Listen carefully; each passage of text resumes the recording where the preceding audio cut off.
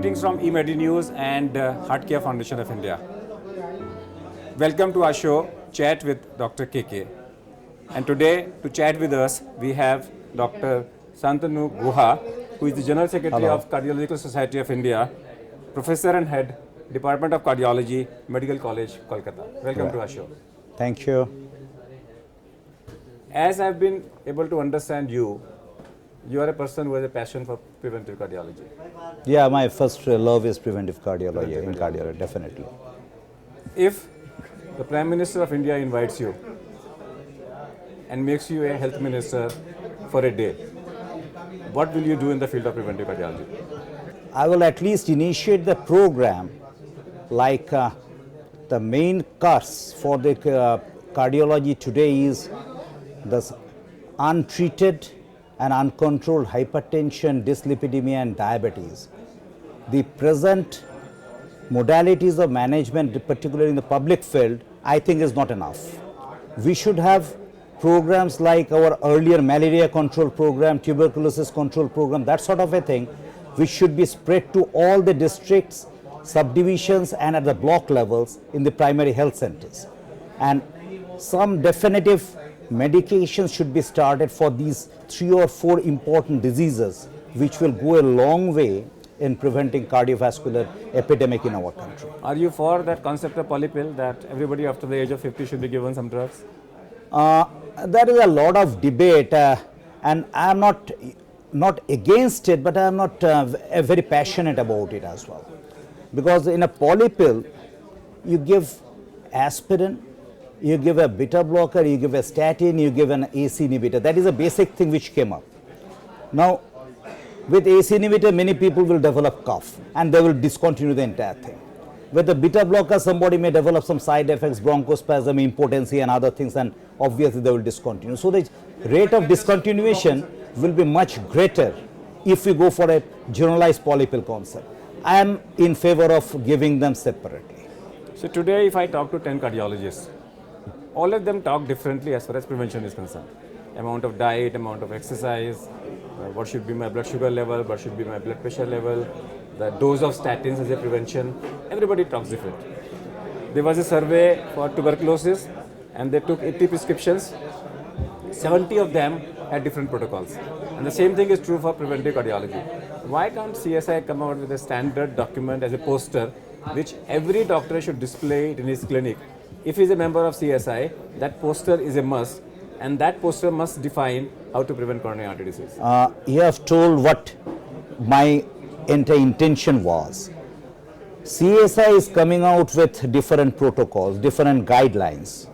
We have formulated certain guidelines already. We are going to publish the guidelines on hypertension, dyslipidemia and other things, particularly lifestyle modifications and all this. Perhaps within next 6 months, these things will be widely available. We are on the process and we will be publishing it soon.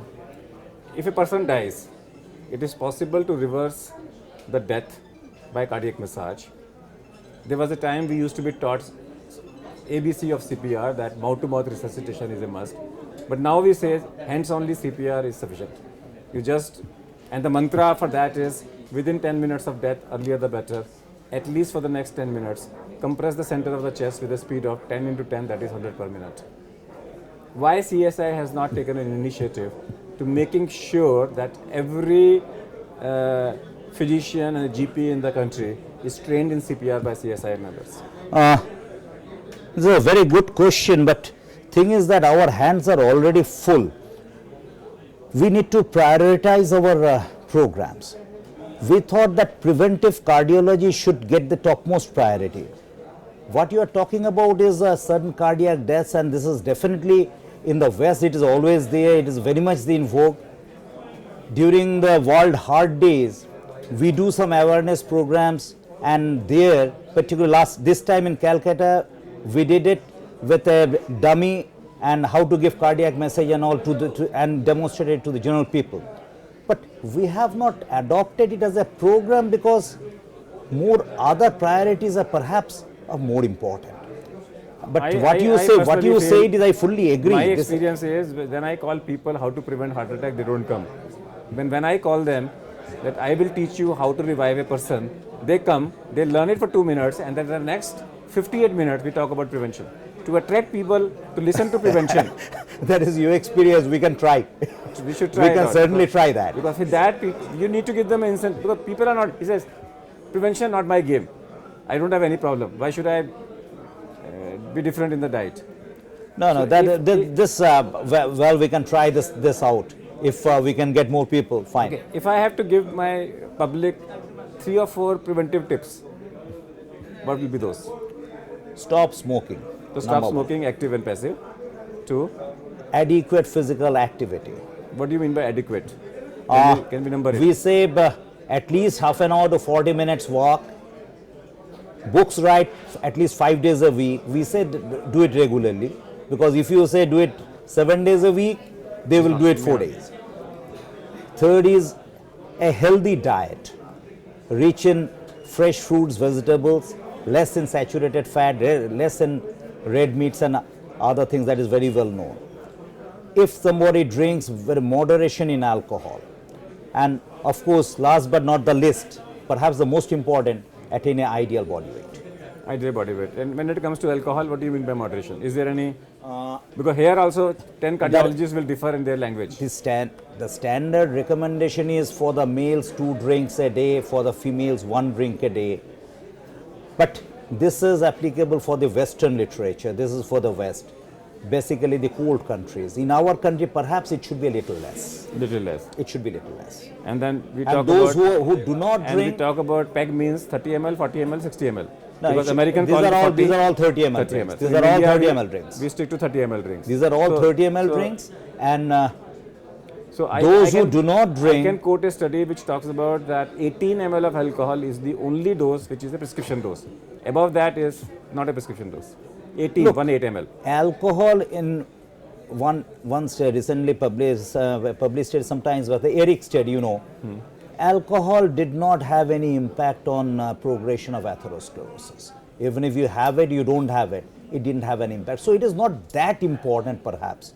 There was some study that which showed with very moderate alcohol the longevity is more, with increased alcohol the longevity is less, and those who are teetotalers the lifespan is again less. It was basically focused on the HDL, but the HDL which is being raised by alcohol is not that good type of HDL which goes up. So how much it has the preventive aspect is little debatable, excepting perhaps the red wine which is perhaps responsible for the French paradox. Other than that, the regular drinks what we take, perhaps they are not that useful. If you could not have got admission in MBBS, what you would have been today? I had a passion for literature. So You would have been a writer I don't know, but I would have gone in that field. in the field of literature. Yeah. So, what Dr. Guha says is that if he would not have been a doctor, he would have gone into a literature. And if he was to be made a health minister of the country for a day, he would devote his life in preventive cardiology, coming out with guidelines. And he's assuring all our members is that Cardiology Society of India is coming out with guidelines which not only will help a standard quality of care, but will also help people facing a lot of medical legal problems in future. Thanks, Thank Dr. you. Santanu Guha. And that's all for today. We'll come back with one more show in future. Till that, goodbye. Thank you. Thank you.